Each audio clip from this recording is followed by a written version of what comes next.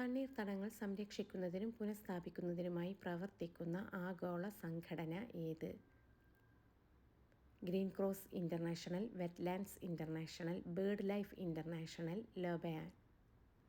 Wetlands international. താഴെ പറയുന്നവയിൽ പ്രത്യക്ഷ നികുതിയിൽ ഉൾപ്പെടുന്നത് ഏത്?